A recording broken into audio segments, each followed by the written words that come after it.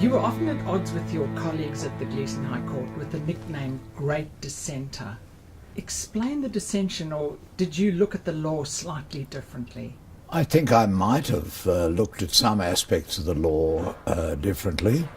The law involves many cases where you have to give meaning to ambiguous words in the Constitution or in an Act of Parliament or in judgments that have been written long before by earlier judges. And your values affect the way in which you solve those problems and give meaning to words and express the law. And so it's pointless to say that judges don't bring to bear their different values. Now, what was different about me? One thing was that I was, for most of the time I was on the High Court, I was the only justice who had been educated in public schools. Most of the justices were educated in private or religious schools. As well as that, I had discovered when I was growing up that I was gay, and at that time that wasn't a really good discovery. In fact, it was a terrible blow. And that made me very sensitive not only to the discrimination against other gays, but also against any other groups that were the subject of legal and other prejudice. We agreed on most things, and we agreed particularly on which cases should be allowed to come into the court, because the High Court, unlike most courts, controls the cases that come into it. I had to express my point of view, which I did, and so that's how the system works. You are attributed to saying the protection of our liberties does not ultimately depend on parliaments or even courts. It depends on the love of the people for liberty. It sounds a bit like the sort of thing I would say. I think the attitude of people to civic rights, whether they're concerned about minorities, whether they feel the injustice to the Aboriginal people, or whether they feel injustice to women, or to people of different races or colours, these pre-exist before courts get hold of cases and before Parliament gets hold of the area of the law in question. But to be true to myself and to be truthful to others and to try to make the world a slightly better place, and that depends on other fellow citizens being engaged with similar motivations and to find solutions to problems of injustice. In 1985, your predecessor, Justice Ethel Moffat, and he quotes Sir William Holdsworth, I think, who wrote something 80 years ago that said that if the separation of powers ceased to exist, liberty would be in grave danger. There are dangers, definitely, dangers to our liberty, and to some extent they come about because of the greater danger in modern society. I'm thinking especially of the situation of terrorism. When I was young, my grandmother remarried, and she married a man who was a very nice, kind man who loved her dearly. He was the treasurer of the Australian Communist Party. And he was there, and I was there, when the Menzies government in 1950 came in with a mandate to ban the Communist Party.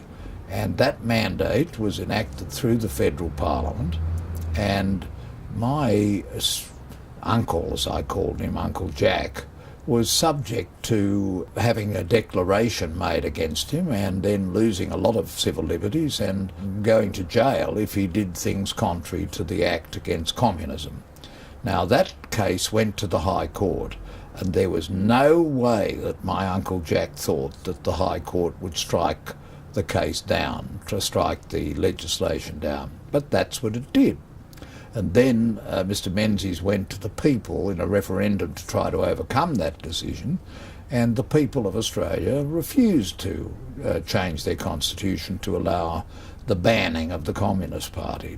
So that gave me a lesson very early in life that you've got to be careful that in trying to deal with a problem that you don't make bigger problems by giving excessive powers to government against people who are deemed to be or defined as terrorists. To me it seems today that politics has become all-powerful. That's the layperson's point of view. Do you think that's the case? Well, I think politics has become more visible because we can't get away from it. You go home and you turn on the television and there's so much of it and it's wall to wall. Getting laws enacted that deal with the real problems depends upon leadership and parliamentary time.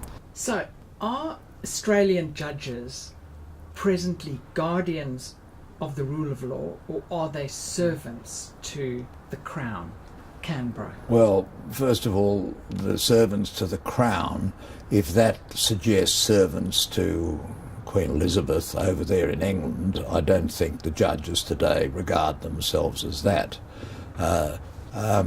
That certainly is a notion that I had in my time as a judge, that I served the Commonwealth or the Crown in the sense that I served everybody, and I wasn't a servant to special interests or to one side of politics or the other. You're not there for your own glorification and power or for the wealth that comes to you.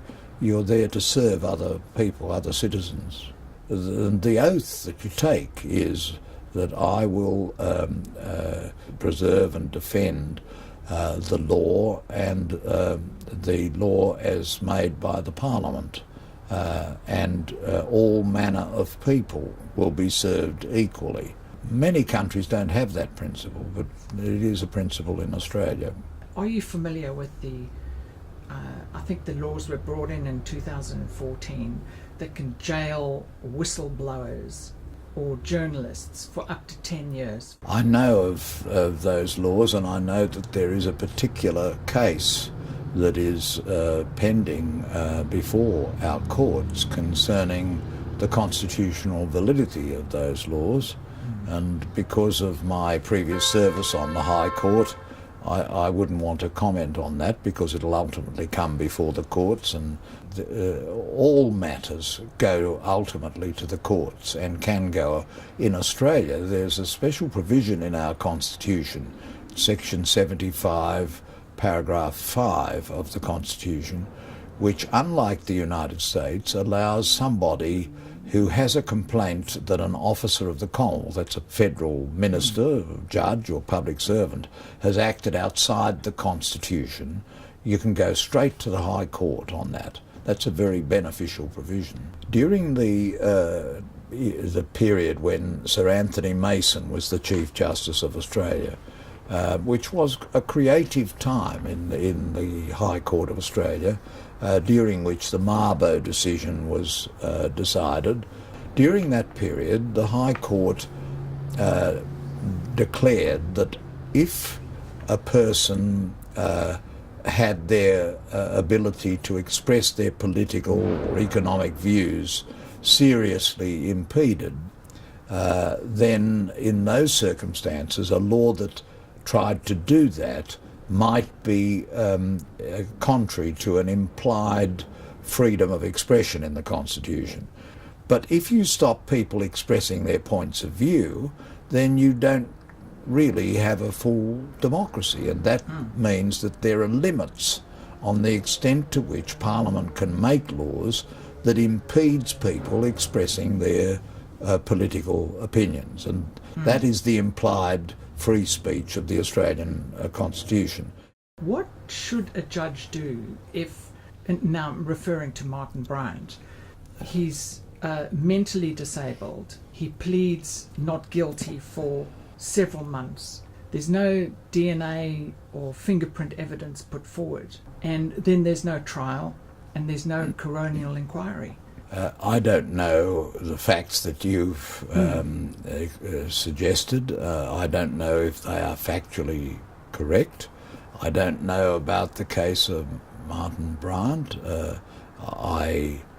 He would have had access to the High Court. He may well have gone to the High Court, I don't know. But in our system, a person who is accused of crimes has rights under the law and is able, in such a serious case, to ensure that he has a competent and